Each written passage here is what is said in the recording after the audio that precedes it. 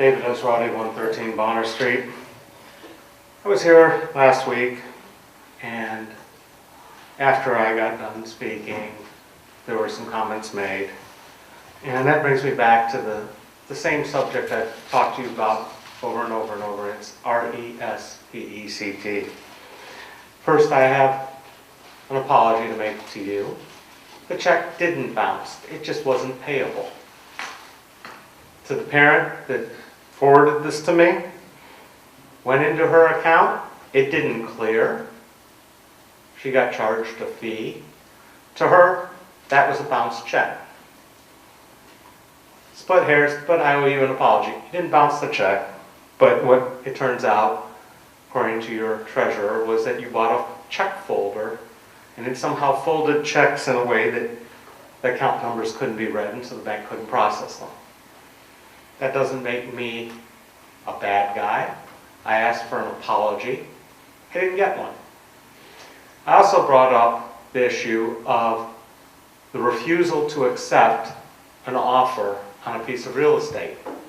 I was accused of having some sort of fiduciary interest or some sort of master plan, but you know something? Number one, I'm a private citizen. I'm allowed to have an opinion. I'm even allowed to have an interest in that such real estate.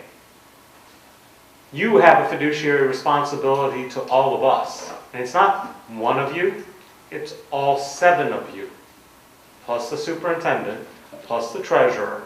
And any offer that is presented has to be brought to the board, and you all have to vote on it. You can say no, but you weren't even allowing it to be delivered, and that's a real problem, and that's what I brought up.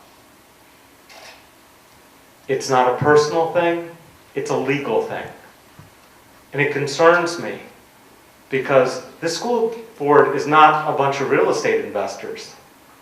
That's not what you got elected to do. And as far as I know, not a single one of you has a broker's license, a realtor's license, an appraiser's license. I'm sure it's active right now, right? No. But all those things, and even if you did, you wouldn't do that in your job here. You would farm it out because you have a fiduciary responsibility to do that correctly. And I want to know why this offer was not at least accepted for review. Because in a time when you're sitting there and saying, we need to improve our bond rating, $1 million here, $1 million there, it does make a tiny little bit of a difference. And if you say that that property is worth more than $1 million, put it up for auction again, because the first time you put it at $720,000 and nobody bid.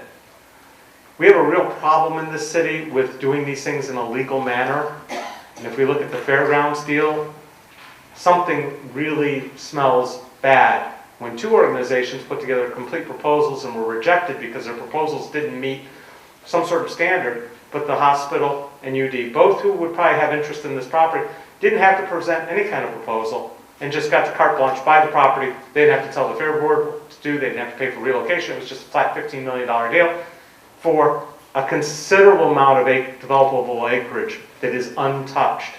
So if there is a time to put that property up for sale and auction again, it's right now and test the waters.